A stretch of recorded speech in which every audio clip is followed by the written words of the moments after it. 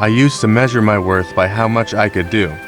Long days at work, volunteer projects at church, helping friends move on weekends. I thrived on being the person who could always say yes. My schedule was full. My life felt important, and I thought that meant I was strong. Then, the diagnosis came.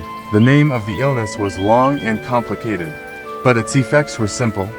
Pain that never fully went away, exhaustion that sleep couldn't fix, and a slow erosion of everything I thought made me valuable.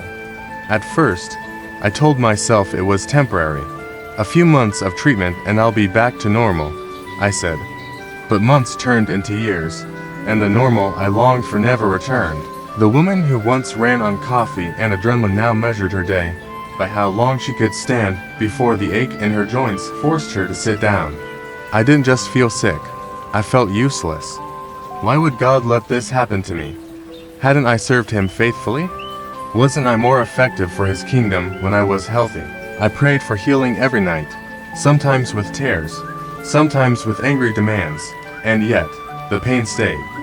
One afternoon, lying on the couch after another wave of fatigue had knocked me flat, I opened my Bible, more out of habit than hope. My eyes fell onto Corinthians 12:09. My grace is sufficient for you, for my power is made perfect in weakness. I stared at the words. I had read them before, but they felt different now, as if Jesus Himself was speaking them directly into my shame. Sufficient grace, perfect power in weakness.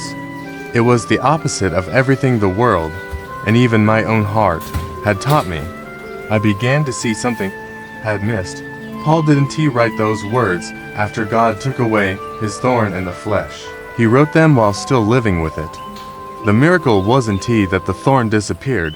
The miracle was that God's presence was enough, even with it. So, tried something new. Instead of begging God to take the illness away every day, I began asking Him to show me His strength in the middle of it. It started small. On days when I couldn't make it to church, a friend would show up with groceries and sit with me, reading Psalms out loud. When I felt useless in ministry, someone would message me to say that a text I had sent encouraged them more than I knew. On the worst pain days, a sense of peace would settle over me that had no earthly explanation. I realized God was rewriting my definition of strength. Strength wasn't pushing through exhaustion to prove myself. It was admitting my need and letting Him carry me. Strength wasn't being indispensable to everyone else.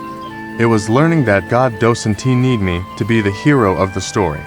He already is. Over time, I noticed something else. My illness had become a bridge to others who suffered. People who might never have opened up to the old me, always busy, always fine, now felt safe telling me about their own struggles. I wasn't trying to fix them. I was simply there, a fellow traveler who knew what it meant to walk with a limp. Some days are still hard. I still wish for the energy I once had, the pain-free mornings I used to take for granted. But now, when I feel my weakness most deeply, I remember that God's power isn't just enough to get me through. It is perfect in those very moments. My illness has become the place where I meet Him most intimately, where His grace proves itself over and over again. I used to think my life had to be strong to be useful. Now I know that my life only has to be surrendered. Share and comment this if you believe God's grace can meet you in your weakness and still write a beautiful story.